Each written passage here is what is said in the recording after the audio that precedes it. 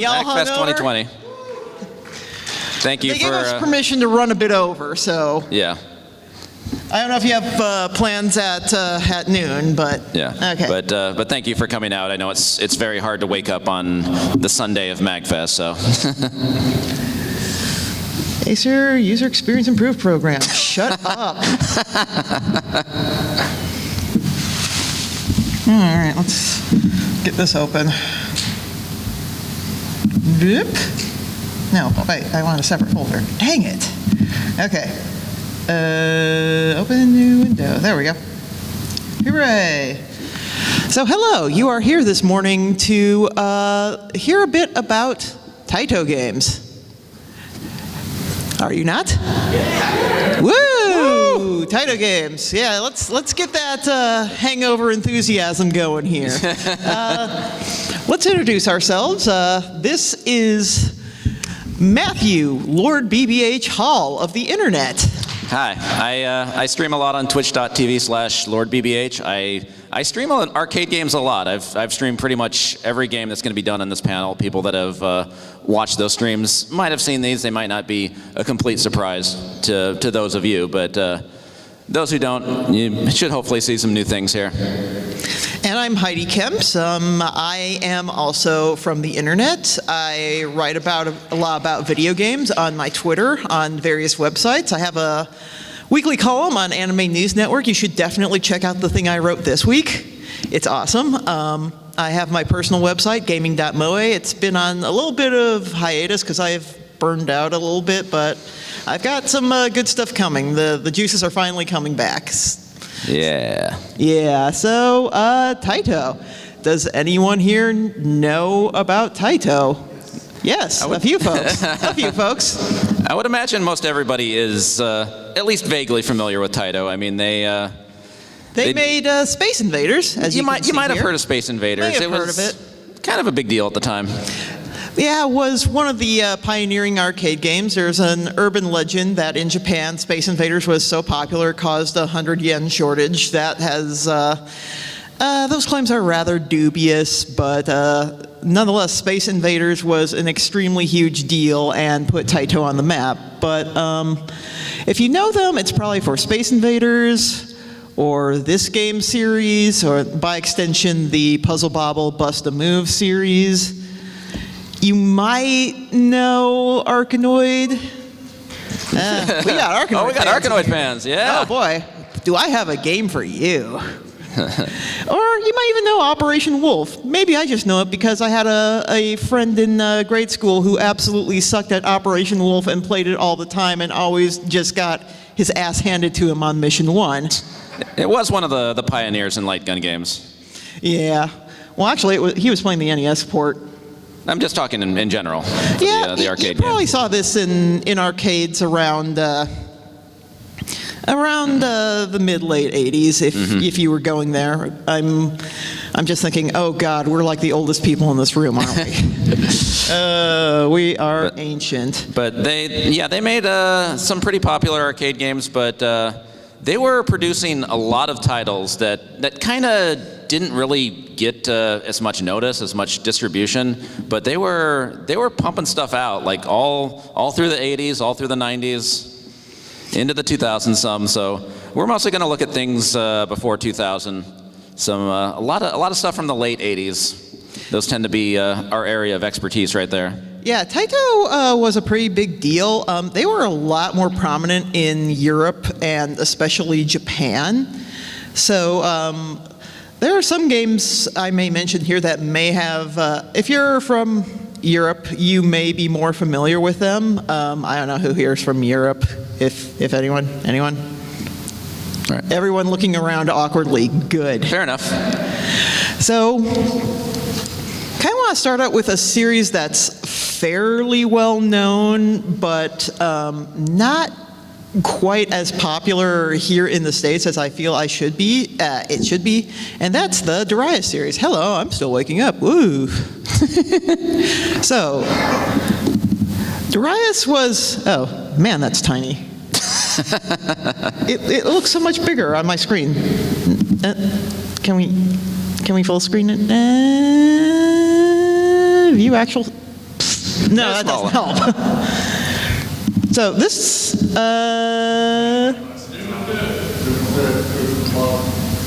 zoom to fit.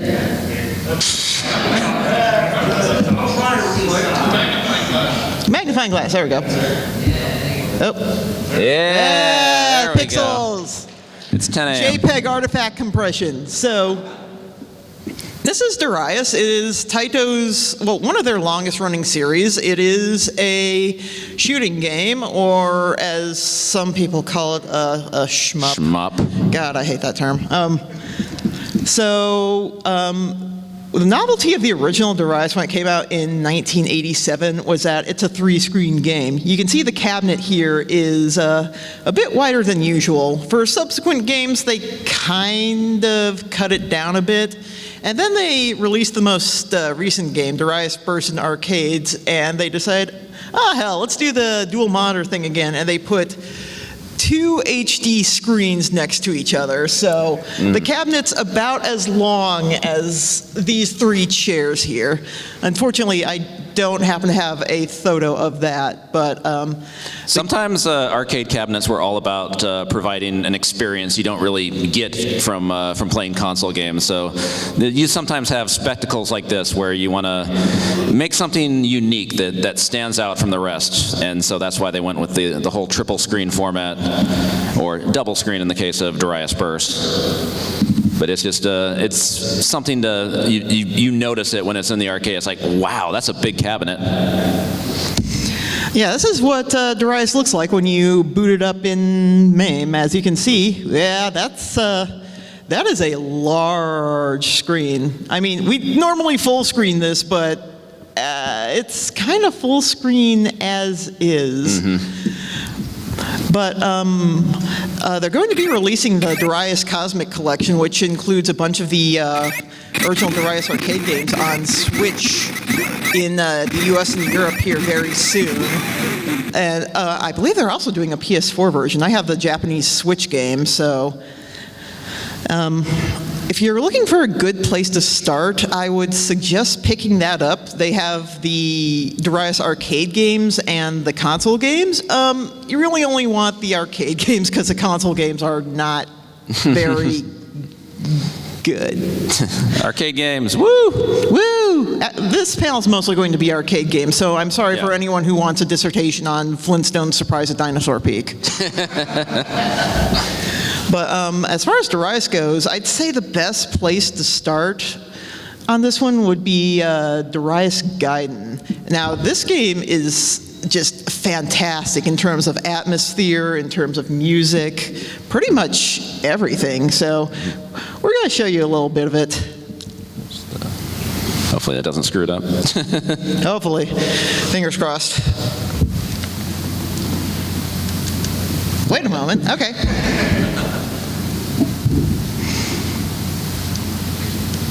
There we go.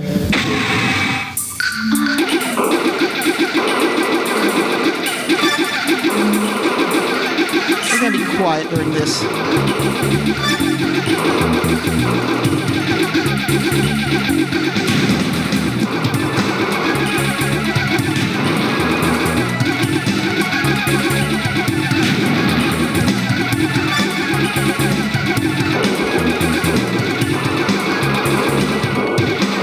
Maybe I should play this on slightly higher than fast notepad.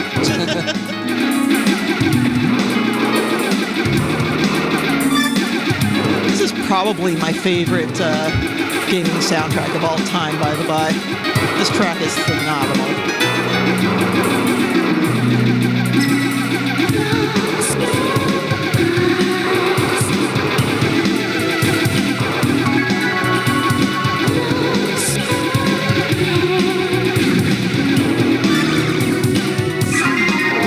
Yeah, you can actually recruit the mid-boss ships to join you. That's a concept that would be expanded on in later games in the series. That's why I think this is a good starting point. Also because you don't need any widescreen monitors to get the most out of it. Yeah, it's just playable on a standard screen. It's very pick-up and playable. But as you can see, this game's soundtrack is just something you don't expect from a shoot 'em up like this. It's very surreal. The atmosphere in general is very surreal. I mean, we'd show you a whole playthrough if we had time because, man, some of the stages in the mid-late game are just really, really trippy. And of course, the classic warning screen that's been it shows up in every Darius game and been parodied a bit. I mean. Of course, every boss is based on some sort of marine life. They get into some of the weird deep sea stuff from time to time. The boss designs are just fantastic. Just giant fish. Giant fish. And of course, the series is also known for very difficult boss battles in the later stages. With some of the battles can go on for like several minutes. Yeah, it's pretty intense, and why you generally want to keep your weapons. The problem with some of the earlier games is that if you die, you're kind of screwed. And this is a recurring theme in TAITO games, having this whole pyramid-style pick-your-next stage. It started with Darius 1. They actually used that in a couple other games, at least one of which we'll be seeing shortly. I talked over the really good level 1 to level 2 transition. Oops. It happens. I mean, we want people to play this for themselves, so they can experience it. This is definitely worth playing. Ports of this, it got a Japanese PlayStation port. It's available on Saturn. It's in the Rise Cosmic Collection. Extremely worth it. Hell yes. I think it might also be in some of the TAITO Legends collections, but I could be wrong. Because those TAITO Legends collections are a little iffy. You can get the Japanese TAITO Memories sets, but I don't expect everyone here to just, run downstairs and pay a scalp price for an import.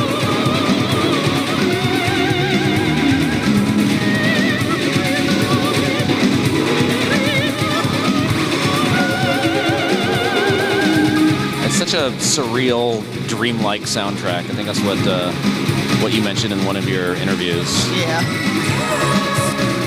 A huge battleship. Ancient Dozer is approaching fast.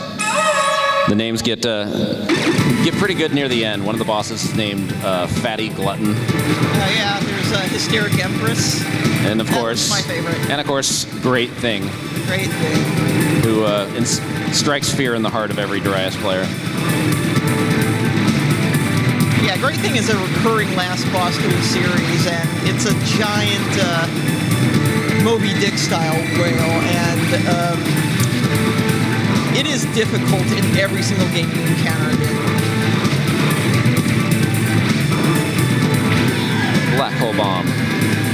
This is also the first Darius game to have bombs. Yeah.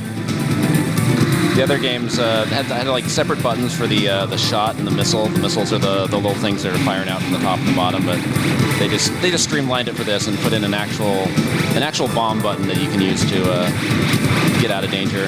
The next game in the series, G Darius, didn't use bombs but used a whole capture system. Which yeah, G Darius is definitely worth checking out too. I think you can find. I don't really follow the PlayStation market, but I think you can find the US copy of it fairly easily. And I think I think we've shown you a good sampling of this game. So yes, Darius, check it out. Also, Darius Burst goes on sale on Steam and PSN every so often. That's a port of the most recent game.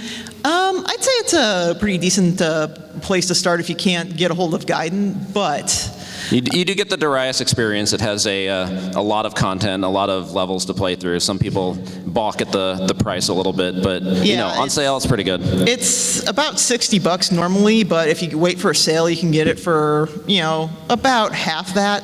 And I would definitely recommend it. I agree. Really has a lot of content. Just tons of stages, tons of bosses. Definitely worth getting. I agree.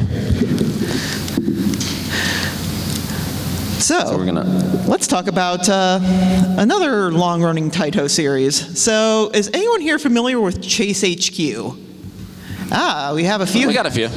Good. So let me explain to you all the basic concept of Chase HQ because it kicks ass. So Maybe. So you've got these two cops who are totally not based on any piece of existing pop culture from the 80s, not at all. Oh man, hot jams already. And they have a car. The mission is to catch up with criminals. Oh man, a street lined with large buildings, my favorite. This is Nancy at State's headquarters. We've got an emergency here. Growl, the Idaho Slasher. Idaho Slasher. The target vehicle is a white British sports car. Over. Leave it to us, Nancy, baby. So what you do is you have to pursue these criminals. For a game from late 80s, this scrolling looks really, really good. Yeah. Very smooth. It's one of those games that was trying to.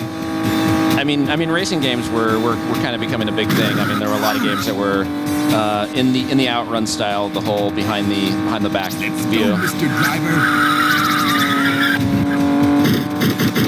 So this looks like a standard driving game, but wait until we catch up with the guy we're trying to pursue. Yeah, you have a limited amount of time to reach the criminal. At which point the timer will actually reset, and they'll give you some more time to actually arrest the criminal. And of course, the way you arrest him is the most logical way. Almost there. Might have to use the turbo boost. You have three turbo boosts on every level. There he is.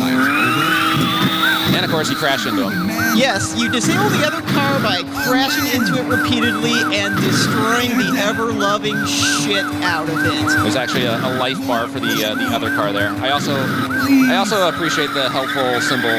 Criminals here. Criminals here? Wow. Oh man. Bear down. Voices are pretty great too. More. Push it more. Push it more. Please. Ah, get out of the way. One Almost got him. time. There we go. So yeah, I love that. that car is totally on fire. Oh wait, no, it's fine. Okay.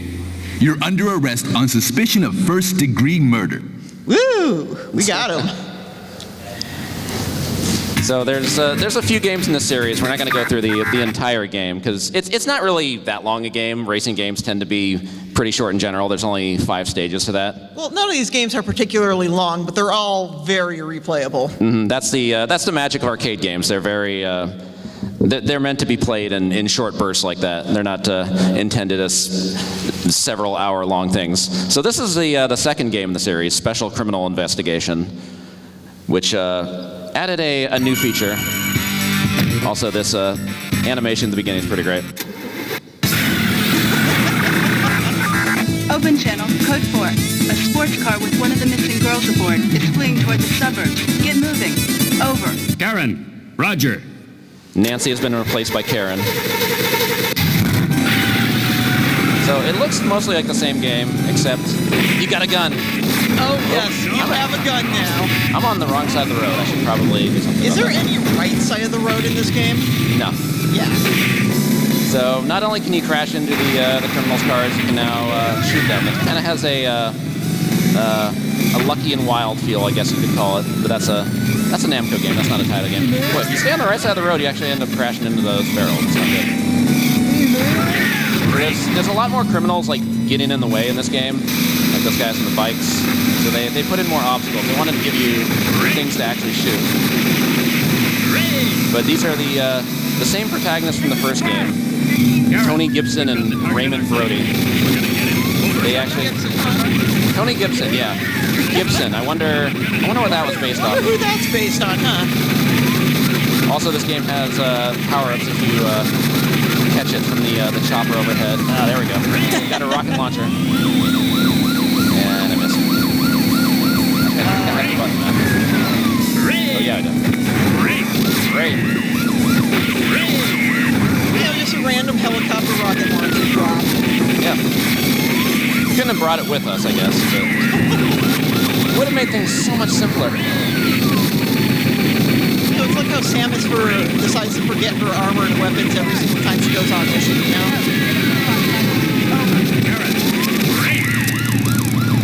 That car is toast. I love these cutscenes. Stop talking nonsense. I know nothing. It's Bob, the boss. She isn't the one you guys are looking for. Bob, I know nothing. That guy has like 3 different accents. Open channel. It's like Cockney, Irish, and something I don't recognize. But yeah, that's Special Criminal Investigation. The Chase HQ timeline is a little weird. It kind of goes all over the place. And it gets really weird with Super Chase, which was the 3rd game in the series. It runs on completely different hardware. The first 2 games they're mostly the same hardware. They look similar, but this was a super action driving game. And now Nancy has become a finely tuned sports car. Anime. Criminal termination.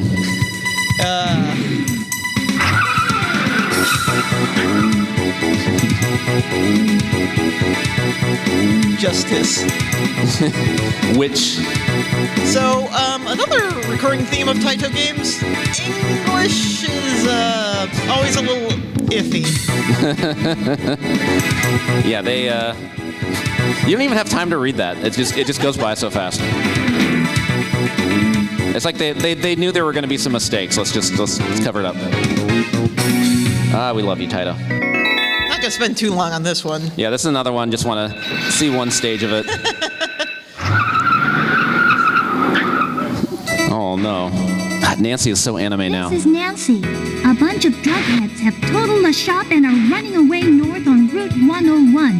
The suspects are driving a blue convertible. How you handle the beginning is everything. Good luck. Also, if you press the button to skip what Nancy's saying, she gets kind of angry at you. But I wanted to play that out.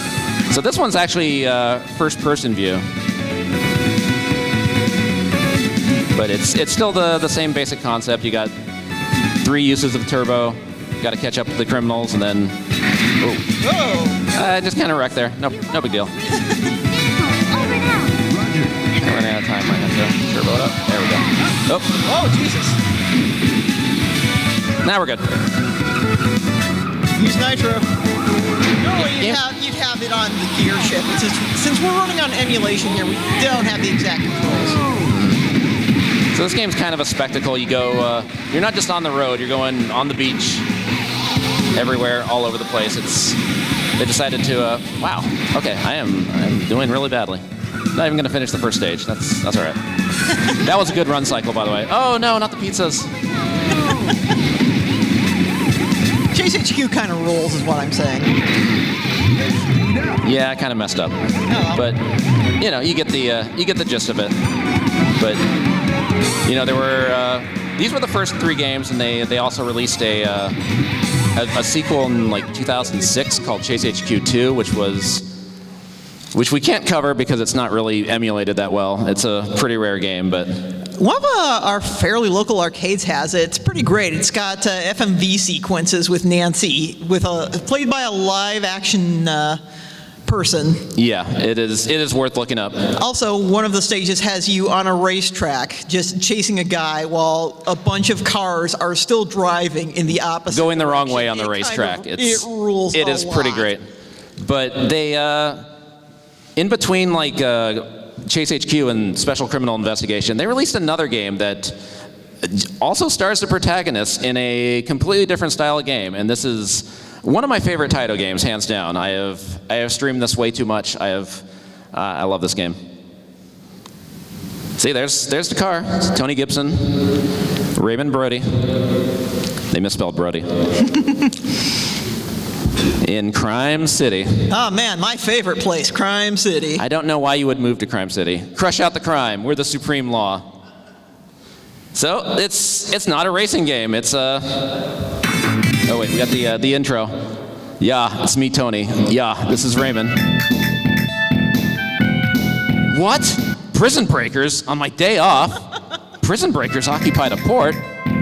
Shucks. Well, let's go for a kill time. we go. There's Tony and Raymond. So this is a completely different style of game. It's Rolling Thunder style, horizontally scrolling run and gun. And you also have the option to you can do somersaults. You can roll like Sonic the Hedgehog, and it actually hurts enemies.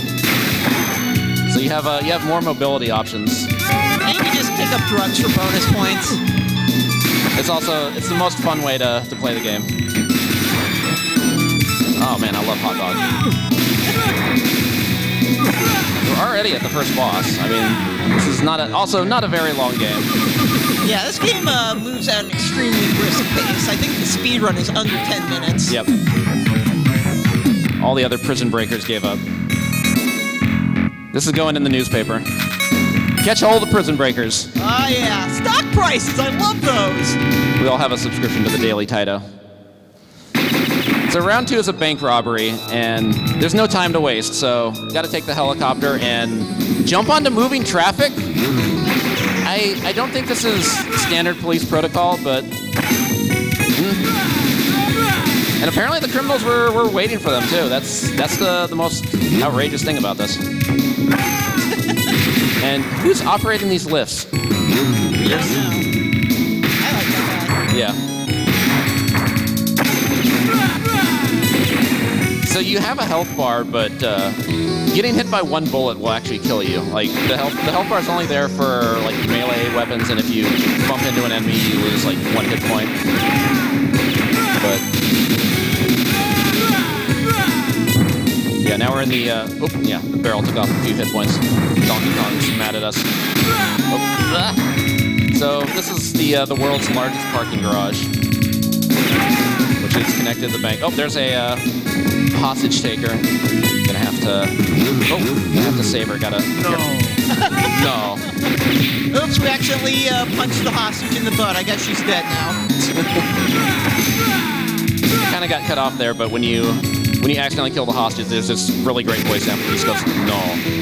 And then they use this weird behind the back perspective that's like kind of reminiscent of crosshair shooters like Cabal and Damn 1975. It's only used in this stage.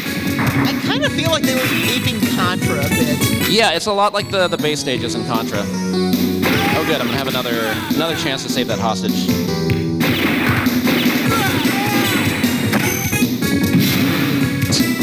Oh, that guy just got ran over. Oh, there he is. No.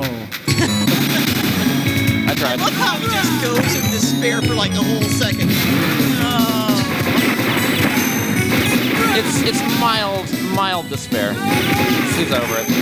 Luckily, the game doesn't penalize you like killing a hostage in House of the Dead or one of those like that games. Also, man, they're raising a lot of Dobermans. Like that car just casually drive. Yeah, that's the same car they drive. Like they reuse that car sprite a lot. It's kind of weird. Stage 2 is actually the longest of the stages. This is a 6-stage game. It's not, like I said, not a very long game, but this scene you just kind of have to bide your time until the boss burglar shows up. These guys just chucking their bottle grenades and then leaving. Oh, my work here's done. So he took a hostage too, and I'm gonna roll him to death.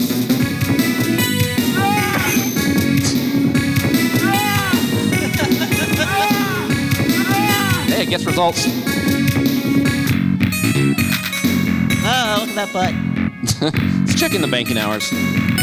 Catch hold of bank robbery. I love the Daily TAITO. It's my favorite newspaper. Man, I could just play all the way through this, but we probably should move on. We are running a little behind. Yeah, we've got some extra time. Yeah. Oh, and now we're getting to one of our favorites. I mean, all of these are kind of our favorites, but this one is one of our favorites. Oh, hold on. One thing, I want to make this extremely loud. Hell yeah. This game needs to be extremely loud. We are talking hot jams here. So, Night Striker. This is a rail shooter with branching paths. And it's got great atmosphere. It has an unbelievably good soundtrack. It's got lots of crazy dialogue. And it rules. It rules a lot. We should also mention that TAITO Games kind of have this unique sound to them. They had they decided to credit their in-house band, Zuntata, and they kind of became a big deal too, because a lot of these TAITO games just have amazing music, and I think they realized that pretty early on. You know, some other companies ended up doing other things, like Sega had their SST band.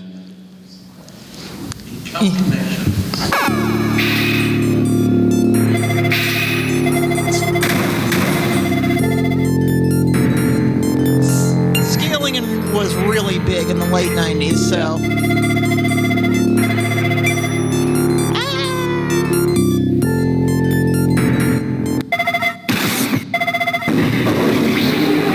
So this game is very much Space Harrier with a flying car, and if that doesn't sell you on the concept, then I don't know what will.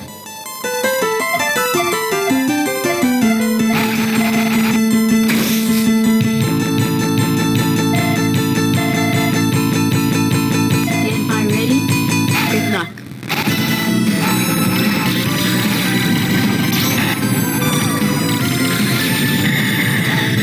Urban Trail.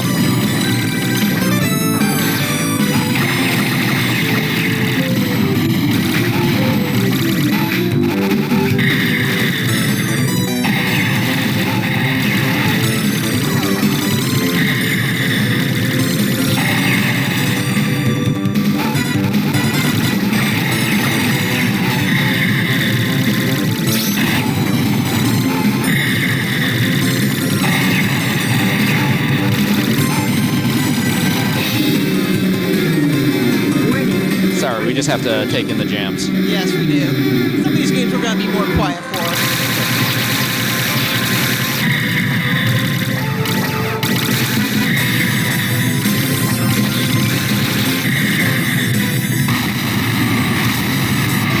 So there's kind of a unique feature here. And Matt will try to show it off in the next stage.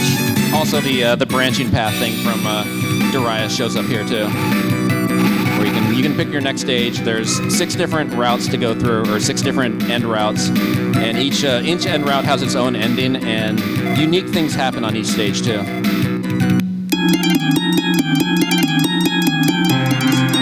So on this stage, I'm gonna not fire a single shot, because this game actually has a special bonus if you can get through a stage without firing a single shot or taking a single hit. They call it the pacifism bonus. And it's actually, if you want to get the highest score possible in this game, you have to go for the pacifism bonus, because it gives you more points than you get shooting enemies normally. It's a really funky scoring system. I love that water. This stage kind of has a Star Wars arcade flying through the Death Star trenches vibe to it.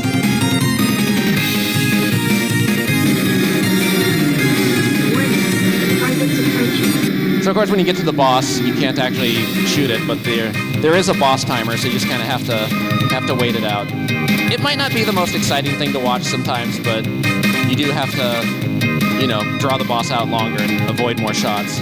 Of course, this game starts out pretty easy. It does get really intense dodging everything and not firing back in the later stages. Yeah, the enemies that fire the homing missiles, they get a lot more aggressive. They're a lot more difficult to dodge. I like what happens here when the boss times out. This whole water dragon just kind of... See ya. Well, laters. Disappears into the void.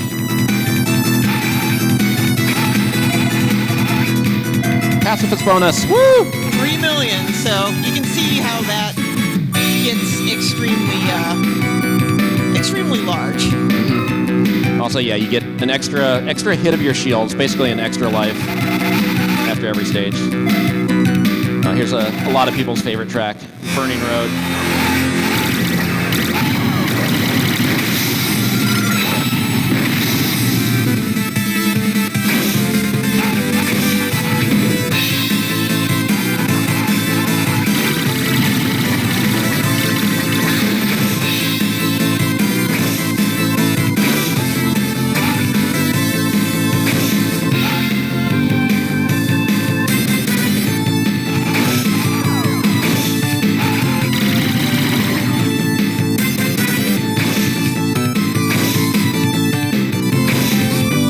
so glad you don't take damage from gliding into these walls. Oh, yeah.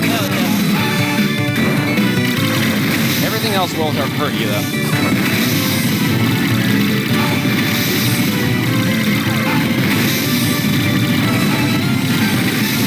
I like how they make every stage type feel very different. This is, in these tunnel stages, it just feels really claustrophobic and hard to dodge things, but... They do reuse the level themes on some paths. They didn't. Not every stage is unique. Like there'll be another tunnel stage, but it'll be a little more difficult. Can't really see this boss. It's a bunch of jumping robot wolves.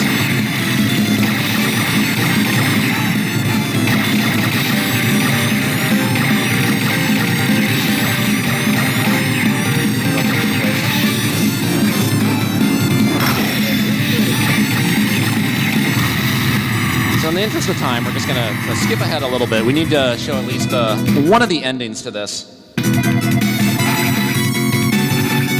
So we're going to go the Q route.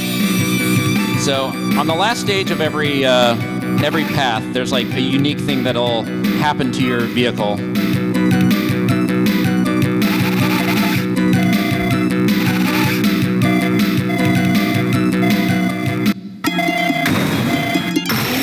In this case, you actually lose the intergray. Good luck. And now we're full on space area. In some other stages, you get extra firepower. You get an extra helper buddy that fires shots at you. One stage, the intergray actually turns into a motorcycle. And yeah, like we said, every stage is or every end stage has its own unique ending. So we're going to see some great TAITO English in a second. Oh yeah. I think my favorite one of these stages is the one where you get a motorcycle and the controls just transform into something else entirely. Yeah. Like you can't fly around the screen, but you can jump.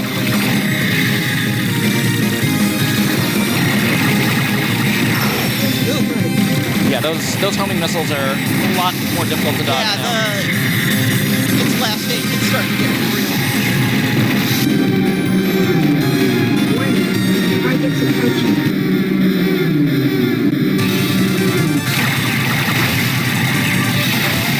Also, every route has a different end boss.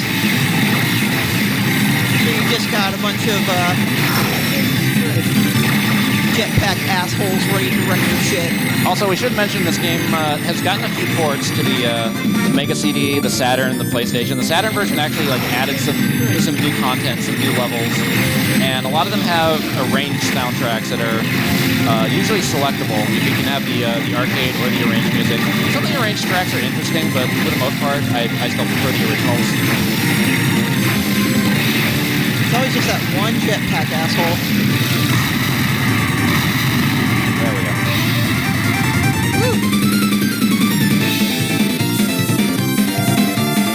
All right, and your reward for this.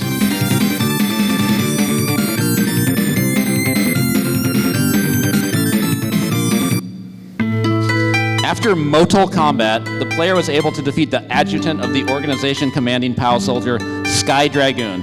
He was, however, no common enemy. In fact, the kneel power of the organization would be held by the adjutant, not by the chief. They said that the adjutant made skillfully a puppet of the chief who became almost an insane person. What was his purpose? Nobody knows it now. Death of the adjutant made mob of the organization. It will take not so many hours to totally destroy the organization. Did you get all that? I love this game. This game's great. We're just sitting here listening to the music again. Yeah, in the interest of time, we kind of have to cut off this music, so...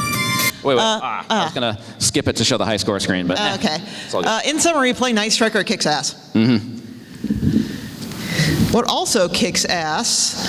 So, this one is interesting. This was developed as a conversion kit for the 3-string Darius cabinets, and it's a very different kind of game. It's sort of a beat 'em up, but not really. It's called the Ninja Warriors, and it's mostly known for having just incredible music. The gameplay maybe hasn't aged quite as well as some of these other titles, but oh man, like the intro track is called Daddy Mulk, and if you ask Japanese game music aficionados, this track will be like in their top 50, if not their top 10s, frequently. So let's show you the Ninja Warriors. And again, this is 3 screens, so it's going to be a little stretched out. Also, we're going to be kind of quiet, if you don't mind. And I want to point out that this game came out in 1987. Like, this music track that they put into an arcade game was something in 1987. They were just, like, so ahead of the time. Not this intro, which has no voices for some reason. They put a voice track over this on the Sega CD version or Mega CD version, but for some reason they just left it out. They just wanted to show, hey, look, we got 3 screens. We can show all these enemy soldiers. Anyway, Daddy Mulk.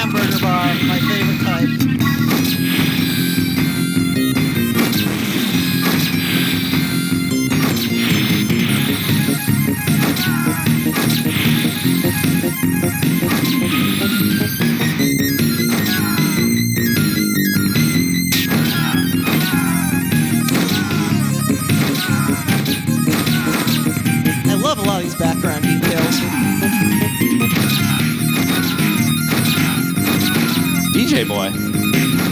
Don't play DJ Boy. That's a Kaneko game. What's DJ Boy doing here?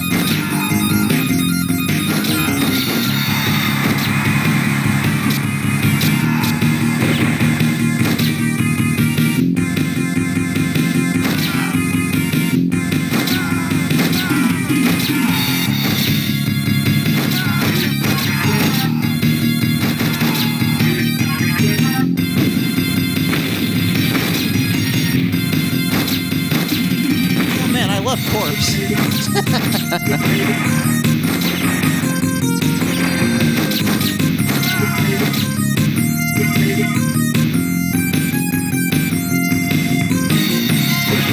Retreat! That general just shows up every now and then and orders its men to retreat. Oh, here comes the shamisen solo.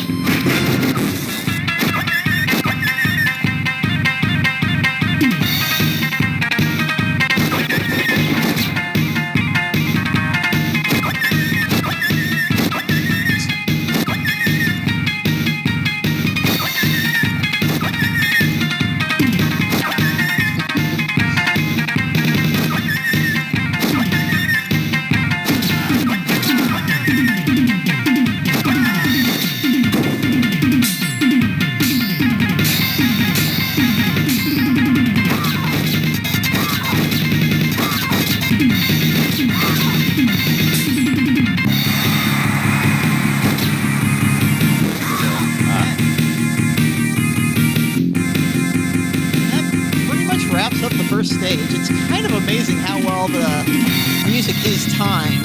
Yeah, that was like go the whole length of the stage. it's like a full 5 minute 5 minute track. Man, Daddy Mole, huh? But yeah, as you can see, it's not really the best playing game. It's kind of repetitive. You just walk to the right, stab a bunch of dudes, occasionally throw throwing stars. I mean, they throw in some other enemies like these evil robot dogs, and there's some other enemies that show up. Of course, this game got a sequel on the Super Nintendo called the Ninja Warriors again, which was a much more fleshed out beat 'em up in terms of like gameplay. It got re-released on Switch and PS4 recently, so definitely check that out. It's I would recommend it, except for the final boss. The final boss is garbage. Also, tanks. Oh, also I should show off when you take like bullets in this game, you actually your Ninja Warrior actually gets they take battle damage. They are actually robots. Oh, no, robot kidding. Oh. And should you die...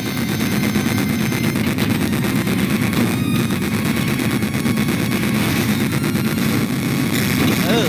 Yeah, you're a robot all along. You're basically robots sent into it's kind of a suicide mission to take out an evil boss named Banglar. Which unfortunately we don't have time to show the ending of that, but... Yeah, the ending's pretty good. I do recommend playing these and seeing all the endings. Please play TAITO Games. Play TAITO Games. Play TAITO Games. So next we have a game that's actually connected to Ninja Warriors in strange ways. And I don't think many people have seen this game. It's kind of an obscure one. So this is Aqua Jack. This is another... on rails behind the character view here. Getting into the 90s. You know, just chilling on the field. Oh, that escalated quickly. Wow. Well, time to hop into our Hoverboat. Hoverboat. Hell yeah. Kind of like Night Striker, but with a boat.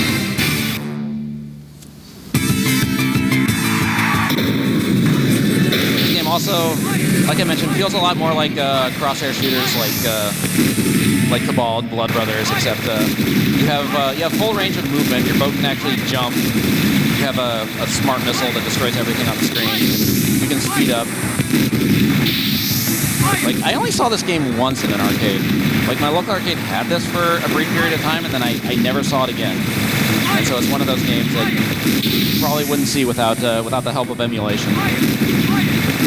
Like, I don't think this got like this was on like any of the TAITO Memories ports or anything, was it? No, as far as I know, this never was ported to anything. Yeah, it just stayed as an arcade exclusive, which kind of a shame. I mean, it's not the best thing TAITO put out, but it's fun. It's a playable game. Also, hot jams. Unfortunately, it doesn't have like too much in the way of music. A lot of the music tracks get reused, but this track is really good.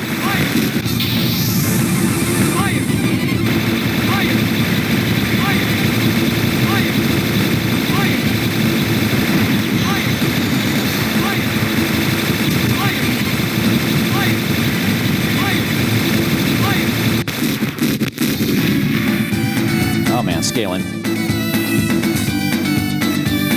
You also get these interesting little cinematics. Hug 'em. Hugs. Snags. They just kind of you don't really like learn too much about the protagonist or what they're doing until like the very end. I love this water effect, by the way.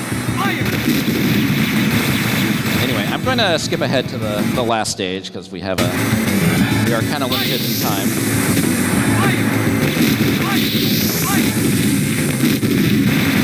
I think this was like right near the last boss. Oh yeah, they put up these walls. In retrospect, maybe these bad guys should have made their base like accessible by boat. But they kind of thought ahead. They put up these big walls. That'll stop them. Oh no, they just went around it.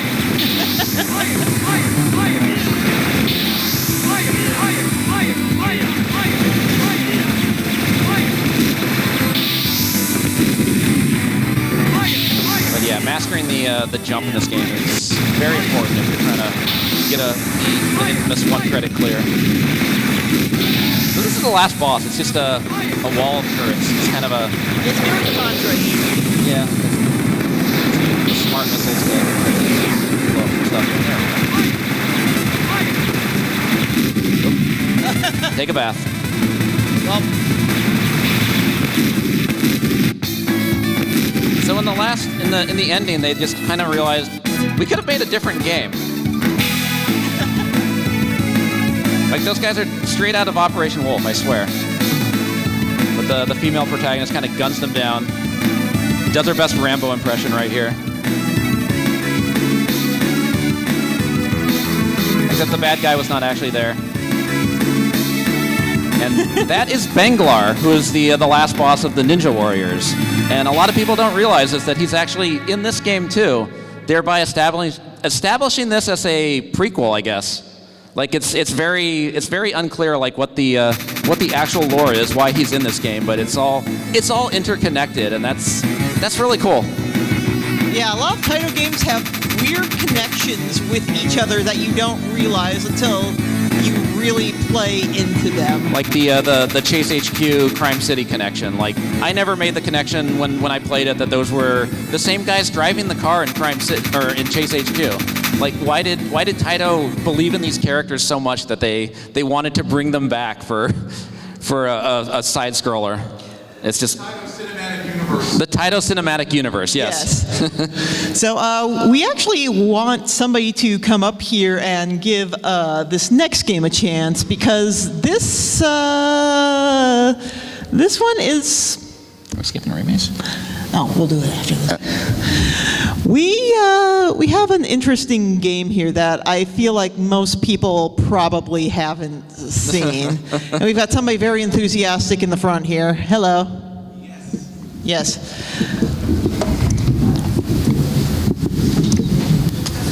Hold on, let me get up. So TAITO made their own games, but they also published a bunch of games from other developers in the arcades, as arcade publishing is pretty expensive. Mm-hmm. So this one is an experience. Where do I sit? Oh, It's right there. Right there? Okay. Right here? All right. We'll scoot this over a wee bit. Yeah, this game was actually programmed by a company called East Technology, who you might not be too familiar with. They made the disaster that was Double Dragon 3 Arcade. This kind of redeems them. Yeah. Kind of. So, would you like to play Extremely Extreme Whack-A-Mole? Whoop, that's not right. Oh dear. Oh dear. I have heard of this game. I first saw Vinesauce Joe play this game. He was really excited. Oh, this game is exciting.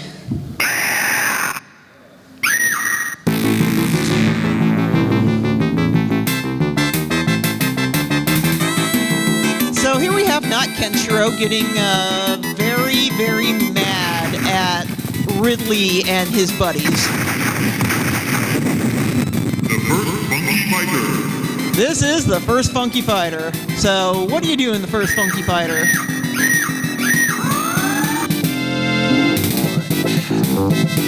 So are you ready to know what to do? Yes, I am. Yeah. This game uses 9 buttons like Whack-A-Mole. So to play this in an emulator, you kind of have to use your numpad. Could rig up a different control scheme. I want to see somebody make like a dedicated first Funky Fighter stick with like 9 buttons on it.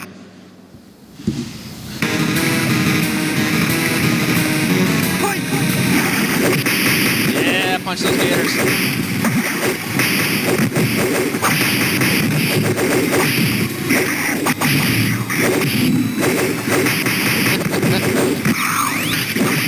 Oh, geez.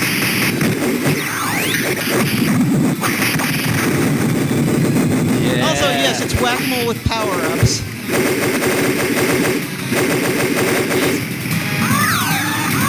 And now for the extremely cheap mini-bosses. The mini-bosses tend to drain your credits really fast because you only have so much time. Also, we just tore his arm off. Keep going. Yes. This game is extremely intense.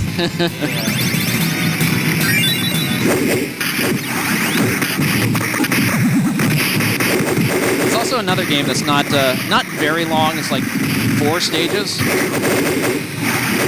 But I don't think you would want to play this game for too long. It would be very tiring on the arcade configuration of having to hit 9 different buttons. It's much easier if you have the actual cabinet instead of using these tiny buttons. Yeah, mash it down. And this is just pure mashing. They make the end of level boss way easier than the sub boss. Keep going. Please don't break my laptop. That's all I ask. I'm trying my best not.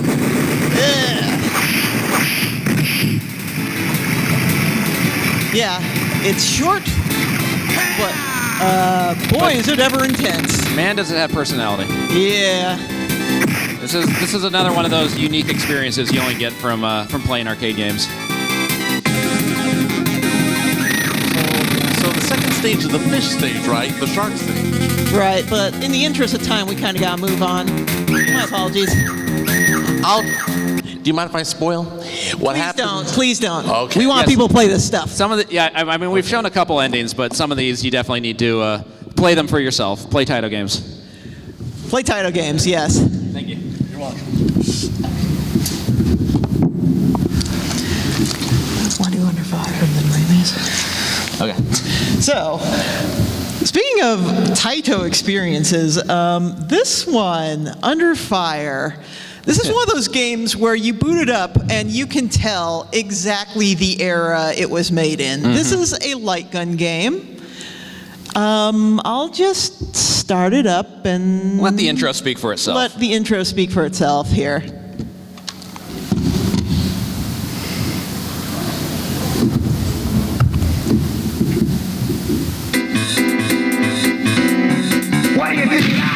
What do you think of that? Yeah! Yeah! Yeah!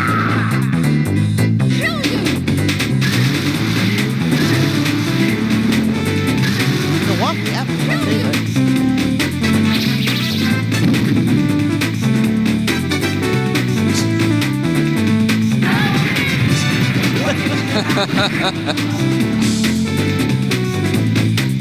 They called hoppers.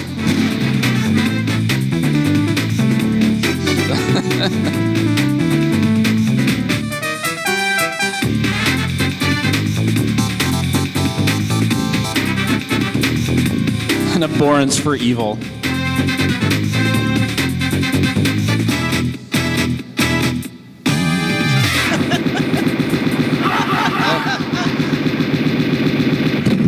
Now that is an intro. Yes. Under fire. Yes, sir. So this game was very much The gang's shown up at the amusement park. very much inspired by Lethal Enforcers. The whole digitized light gun thing was kind of becoming a big thing, so they found some. Oh, there goes that. You murdered the elephant, Matt. I think that's an elephant. Yeah. This is also very difficult to play on the mouse because to reload you have to actually. Oh, love that walk set. You have to fire outside the screen, which is kind of awkward. Change magazine.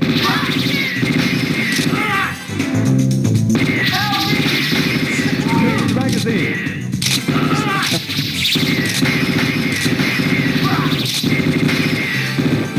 Change magazine. But yeah, this is very much a game of its era. Like there were so many of these. Power. Fire. Fire. Fire. Fire, fire. A lot of these digitized light gun games. What do you think of that? What do you think? And a lot of people yelling, "What do you think of that?" Oh man, not the cap shop. Oh, that's the police.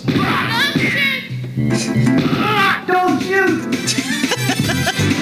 Okay, Barry, from the county, we won't shoot you.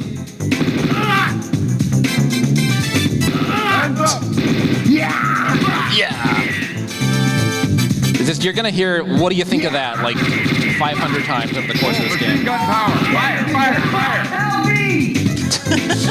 God, these crawling, these walk cycles, it's so good. What do you think of that? I love that run cycle on that guy. That's a very good cat right there. Oops. Kill you! What do you think of that? Yeah!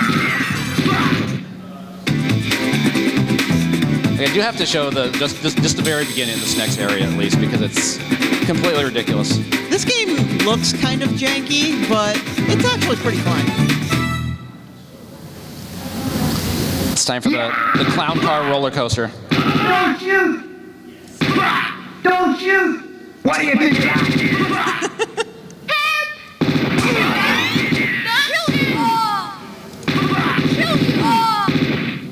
Change magazine.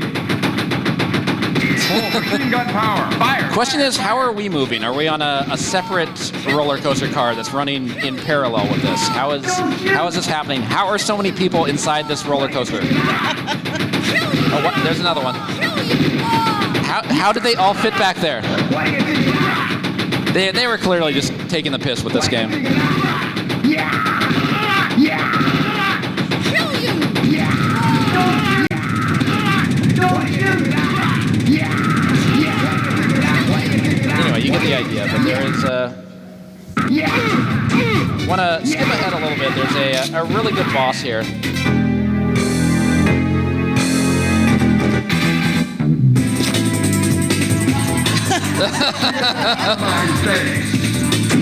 Two rocket launchers, no waiting. I love this guy.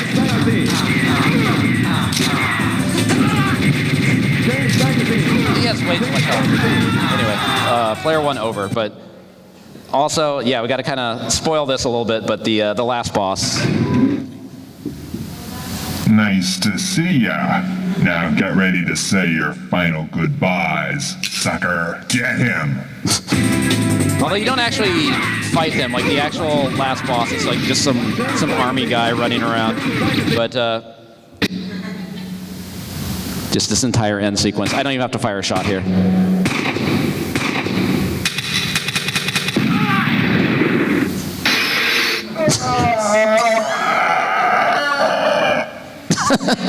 I got a little too close to his butt there.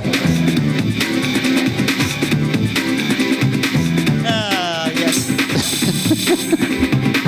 It's a shame that some light gun games are just a little tough to play through emulation, but if you can, this one's definitely worth it just for amusement value. Yep. It feels like they kind of sort of knew it wasn't entirely serious, but sometimes it's hard to tell.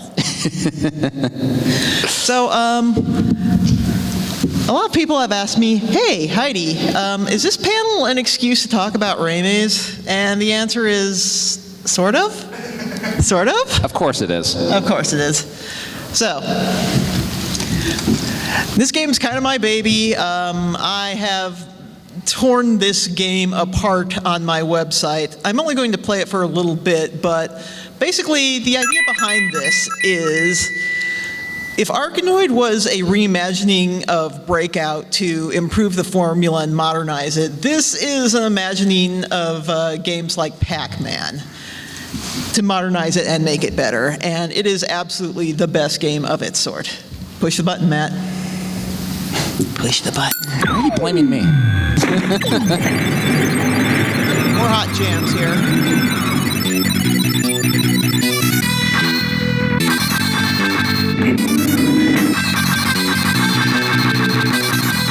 So yes, goal to clear the stages here is to collect everything, dodge the enemies.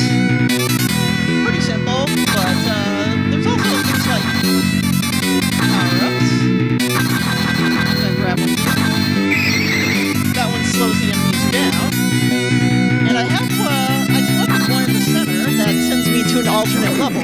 Let's check this out. Boss battles. Boss battles. Yes, this is the red maze game with lasers and giant insects.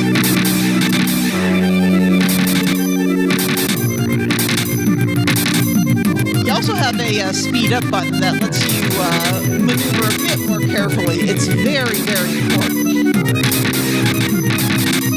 It's almost gone.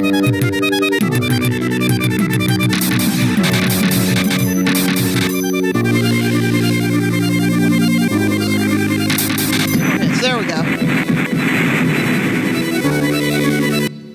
Also, game has cutscenes, but only in the Japanese version. I explain a lot of this on my website. Please visit my website, gaming.moe, because I could just do a panel talking about my Raimais obsession and going into detail with everything about this game. But I kind of just want to show it off, what your appetite a little.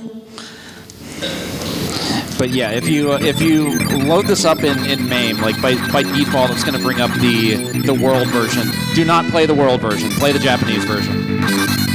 Yeah, some TAITO games had territorial differences that were pretty pronounced. This is one of them.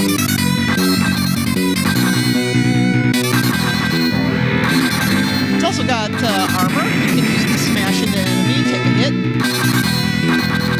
As you can see, every level is different.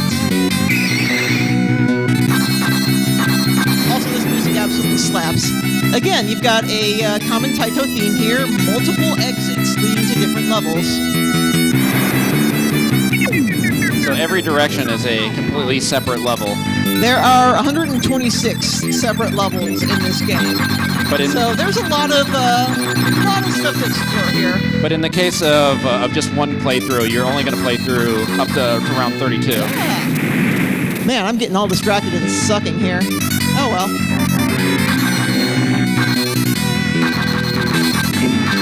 Nice.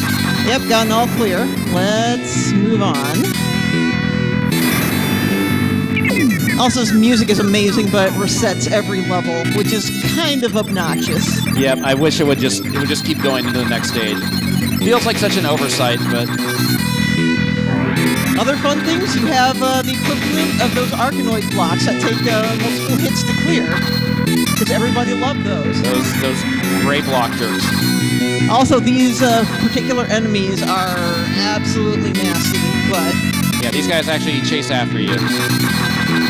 There's a lot of different strategies throughout this game, and I just really, really like it.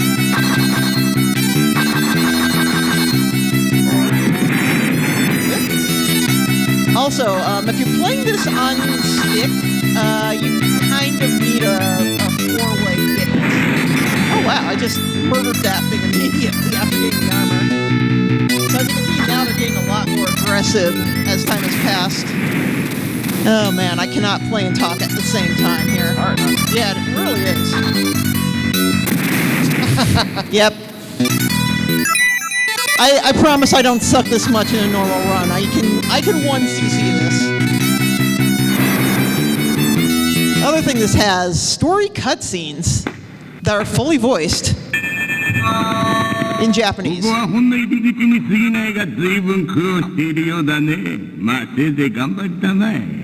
I've translated all of this on my site, by the way.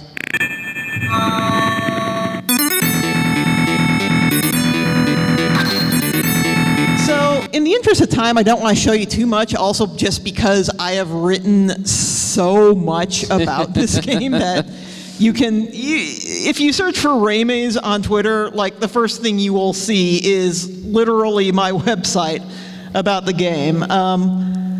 Also, this was a thing I had made. I might have a problem.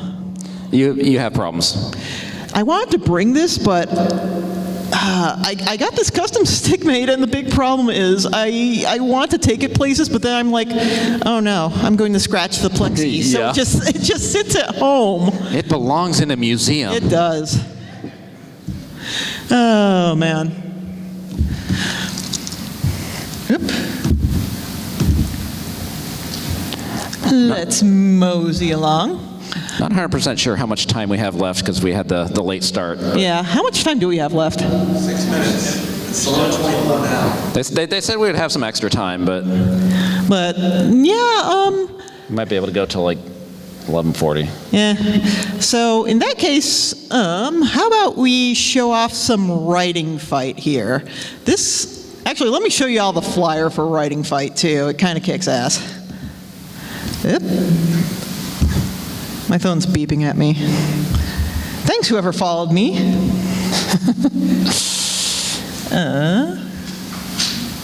Here we go. Money makes the mayor to go. Take him out. So this is another game that Taito didn't develop in-house. This was done by Natsume, who made the Ninja Warriors again. We mentioned that earlier. They and Taito had a pretty strong relationship, as they also published the Pocky and Rocky games on SNES, which were based on an older Taito arcade game called Kiki Kai Kai, and I would say improved on it in numerous ways. So, what is Writing Fight? Well, this is another one that is pretty obscure. You probably did not see this in your local arcade. I've never seen a cabinet of it. Not sure if this was released outside of Asia, honestly. Yeah. It says it's a world version, but... Fight!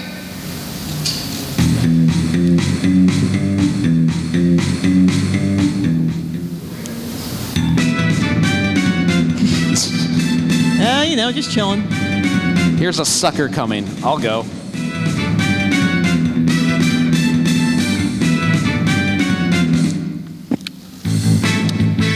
So what type of game is this? Well, it has fight in the title. That probably means it's either a fighting game or a beat 'em up. And this is a 3D sort of free-range beat 'em up. You can punch in different directions. This is just another excuse to show off a lot of scaling, a lot of super scaling. Also, this soundtrack slaps, but I mean, every soundtrack we've played so far slaps. Yeah, beat up the cars. Punch everything.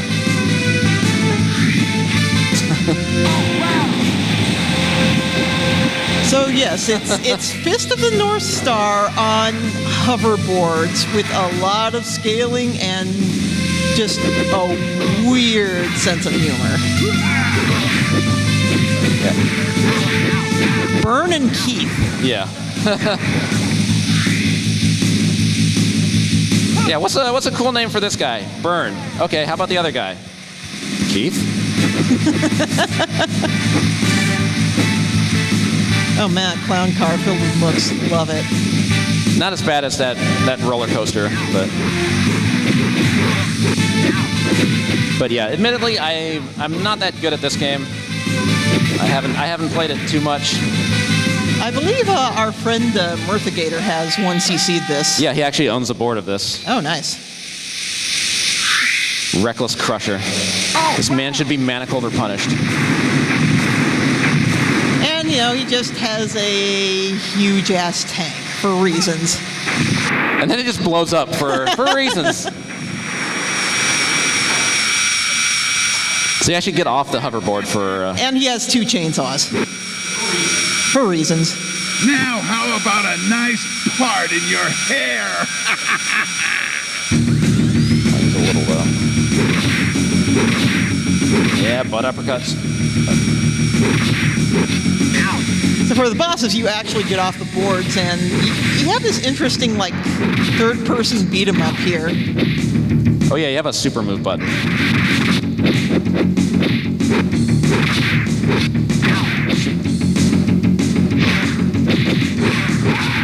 Yeah. So, yeah, Writing Fight.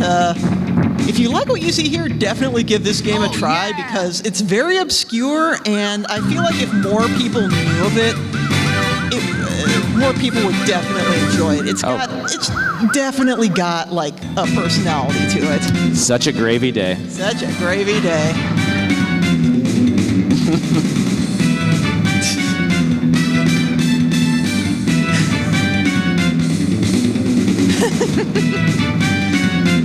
Yeah, this game is pretty unique. It's definitely worth checking out.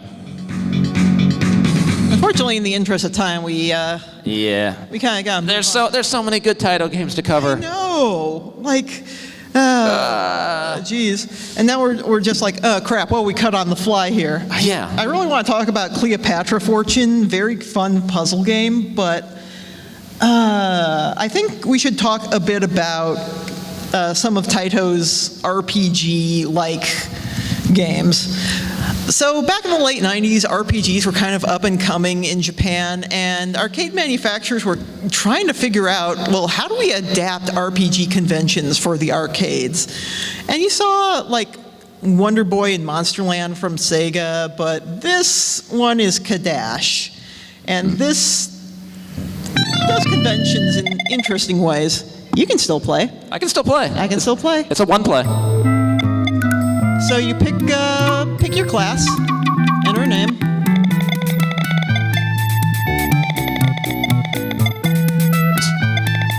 So it's like a full-on action RPG thing, but you have a timer at the top because they don't want you to spend too long like just grinding for experience. So they need to keep you moving. But you know you can talk to people. There's shops you can buy stuff from.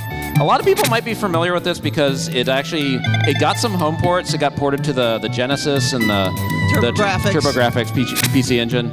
But neither port was really arcade perfect. Like the Genesis version in particular, like cut out 2 of the characters. Like you couldn't play as the priestess or the ninja.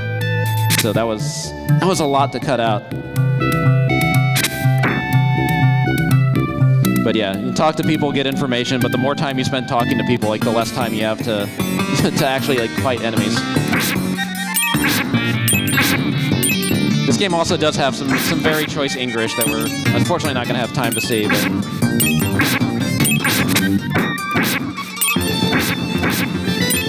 gotta have slimes. It's not an RPG if you don't have slimes somewhere. And you got leveling up. And like they showed in the demo that like when you play as the mage or the priestess, you can actually learn spells. But like casting spells in this game is really awkward because you have to hold down the attack button. There's only 2 buttons in this game: attack and jump. So you have to hold down the attack button, wait for the right spell to come up, and then use the spell.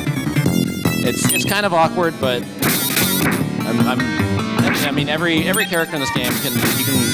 There are like strats to like actually finish the game on 1 credit, but ironically it involves a lot of grinding. Like you just get into one specific spot and then just keep killing enemies and just get there with as much time as possible. So one of the big selling points for this game back in the day is that it was up to, just eyeballs. Just eyeballs. You could actually link the cabinets for 2-player or 4-player play. Yeah, it was really rare to see an arcade have 2 cabinets of this, but if you did, you get 3 of your friends and play through a weird action RPG. And you all had separate screens so you could all kind of do your own thing. Yeah. So it's still locking like 2 people to one screen. You could consider this a predecessor to Capcom's D&D games in a lot of ways. Ooh. An awful monster, and it's a black pudding. This is a treasure-ass boss if I ever saw one.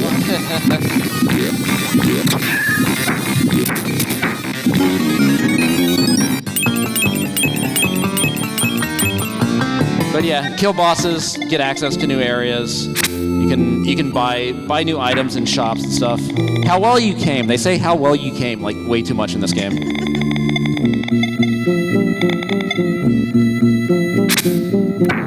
Oh. He's not opening the seal. I think I cut off his dialogue. Well, we should probably move on. Yeah. And there's kind of a spiritual successor to Kadash that came out a few years later. This game is called Lightbringer or Dungeon Magic, and it's appeared on a few recent Taito collections. And this was kind of made in response to the success Capcom found with their Dungeons and Dragons beat-em-ups, but it does offer something very unique. Oh, those sparkly anime tears. Also, of course, you have the Booby Elf. Of course. Playing Boob Elf. Okay.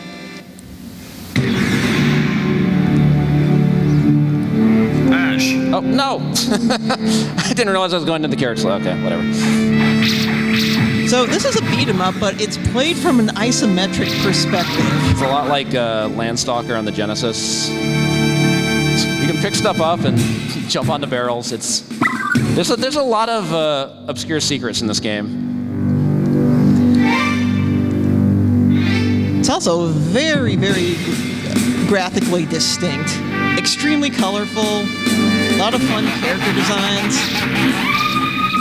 If you like the Capcom D&D games and want to try something really unique, this is definitely a game to check out. And it is multiplayer as well, though it's only 2-player, so you can go through it with a friend, have a good time. Our buddy Iest has done some 1cc's of this. He actually ran this one year at AGDQ. I forget which year it was, but he's gone through this game a lot. Yeah, admittedly, I'm not too good at this. I've never put in that much time into it. I mean, it's that's a fancy respawn animation. Well, this is the sort of game where if you want to put a lot of time into it, there's a lot to explore. The levels are pretty long. As you can see, there's a map screen. There's multiple paths through the levels. There's lots of treasure. Oh, they put a mimic in this game. Well, they put 2 mimics in this game.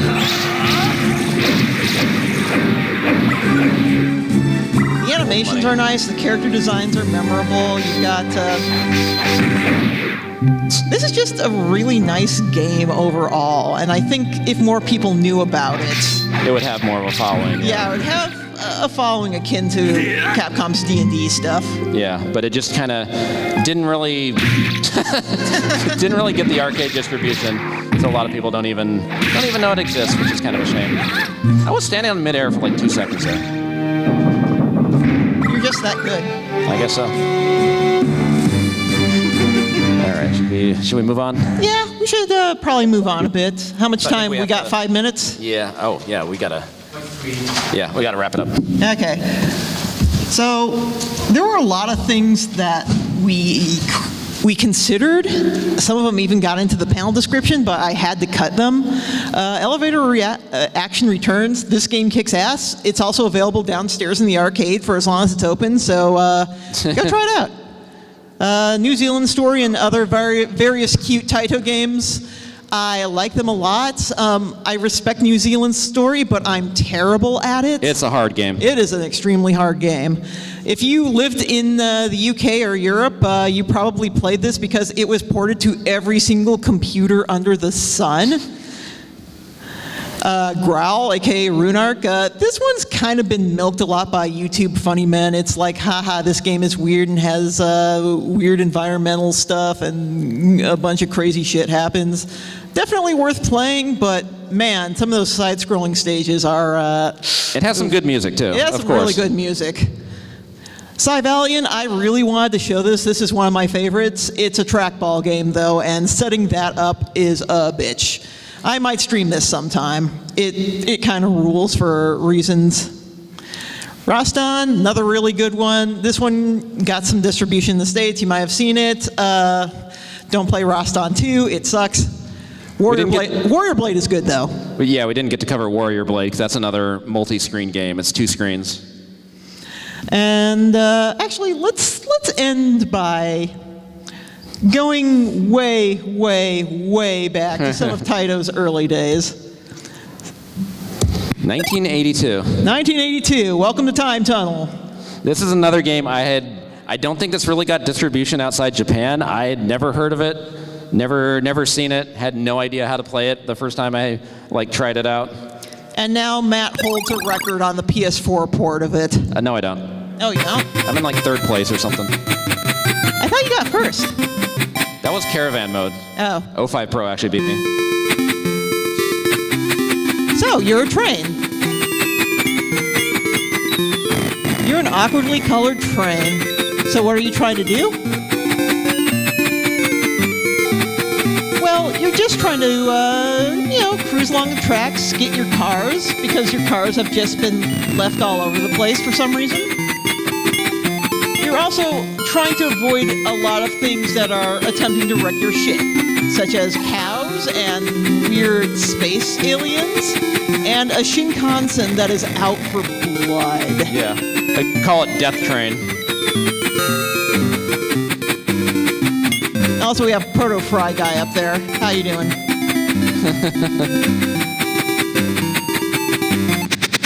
So this game has 3 stages. The first stage, you just have to put the train car together. Second stage, you have to pick up the passengers who want to ride the train into the time tunnel. Now we're in the future. We still have Death Train, but we also have a crawling eyeball. Oh yeah, awesome. The sound effects are kind of messed up in this version. Like the sound emulation for this is not super great. This actually unbelievably got a recent port to the PS4 and the Switch and Xbox One too, I think, and actually does sound correct in that version. So you're picking up these guys at the station, and some of them are really stubborn and just won't get into the car until you back it up.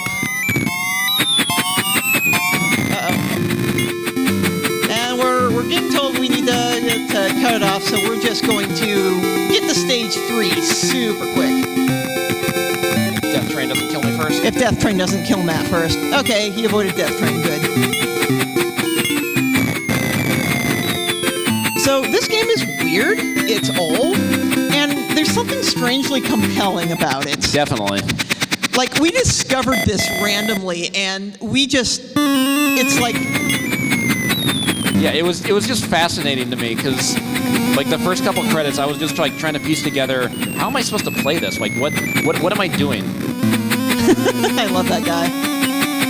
Also, the station you have to deposit your dudes in is just floating around, so I feel like it's gonna leave any second. Yeah, I'm gonna one guy's gonna get off and then... Oh no, I got 2. And you have to chase it around here, so... Yeah. That's Time Tunnel. It's weird, it's old, but man, is it fascinating. It's a cool game. All right, wrap it up? Yeah, we're sorry about the technical problems at the beginning, but hey, we made it. We got through it. I hope we showed you something you did not know about and want to play now. Mm-hmm. That's the important thing. I'll show the animation. Oh. You have the thing? Yes, I do. I do have the thing.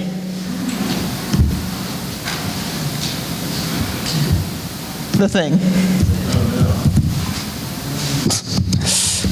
The screensaver never activated, but we had a... We did have a screensaver ready to go.